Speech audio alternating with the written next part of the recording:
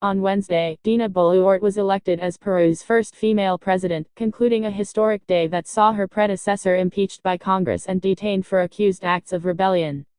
The nation's previous vice president, Boluarte, was sworn in as the nation's sixth president in less than 5 years in Congress. The impeachment of previous leader Pedro Castillo was approved by 101 of the 130 legislators present at the ceremony. The turbulent day began when Castillo, who was president at the time, declared his intention to dissolve Congress and appoint an emergency government ahead of what Peru's ombudsman called an attempted coup d'état by parliamentarians. In order to work on a new constitution, he also called for elections to the parliament. His impeachment in Congress was eventually unsuccessful despite a series of cabinet resignations, vehement responses from senior officials, and outrage from neighbors in the area. Castillo's attempt to silence parliamentarians was denied by the military of Peru, who labeled it an infringement of the constitution.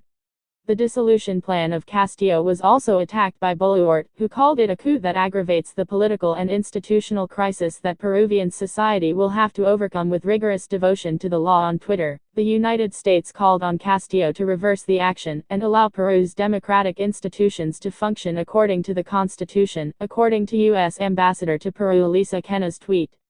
Other nations joined the chorus of critics of Castillo.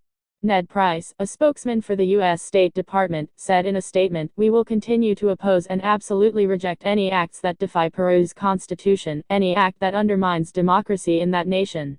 Brazil's Ministry of Foreign Affairs said in a statement that Castillo's actions were incompatible with the constitutional framework of that country, and represent a violation of democracy and the rule of law, and Argentina's Ministry of Foreign Affairs expressed deep concern over Peru's political crisis on Twitter. In an astonishing turn of events, Castillo was arrested by police in Lima, the nation's capital, after being impeached by congressmen. Pictures shared from the prefecture showed the former president sitting at a table with officials signing documents, while donning a blue jacket. Castillo was detained, according to a statement from Peru's Attorney General's office, for allegedly committing the crime of rebellion and for breaking the constitutional order. In a statement, Patricia Benavides, Peru's Attorney General, said, "We deplore the infraction of the constitutional order.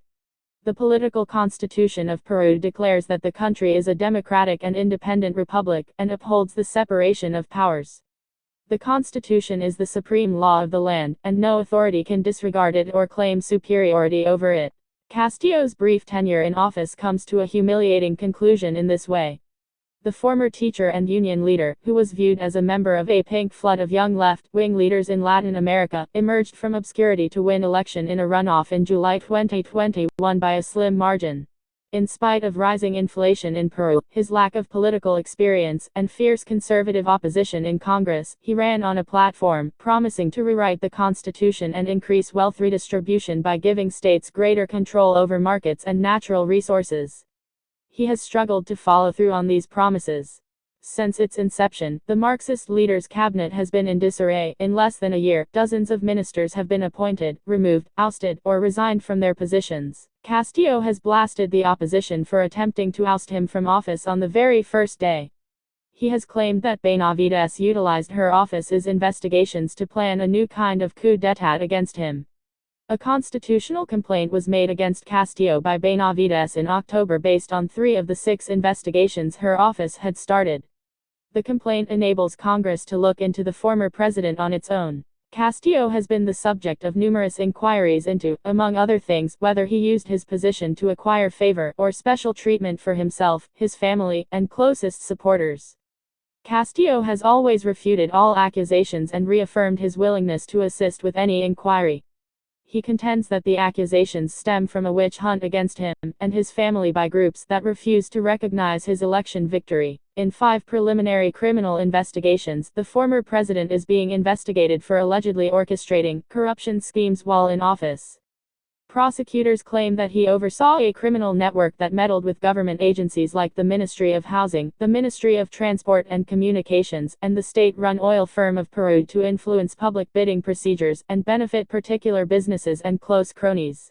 Additionally, prosecutors are looking into whether the former president was involved in efforts to buy influence during the promotion of military and national police personnel. Investigations against Castillo's wife and sister-in-law are also being conducted.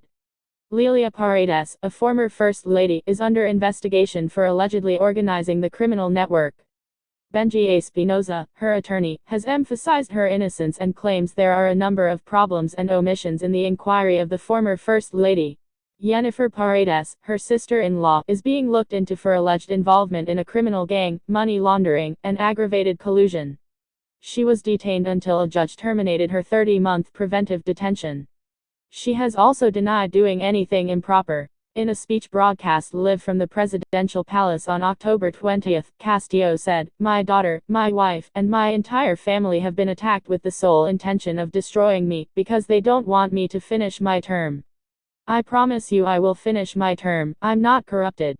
Castillo acknowledged in the same speech that some of his closest allies should stand trial for corruption-related charges, adding, "If they broke my confidence, let justice take care of them." The fact that Congress dismissed its own constitutional investigation into President Boluarte on December 5 has also damaged her reputation. Her rise may not necessarily improve Peru's caustic and acrimonious political climate because she would need to win support from all parties in order to form a government. Many Peruvians have been requesting a complete reset in the meanwhile. According to a survey conducted by the Institute of Peruvian Studies in September 2022, 60% of Peruvians said they supported early elections to replace both the president and Congress.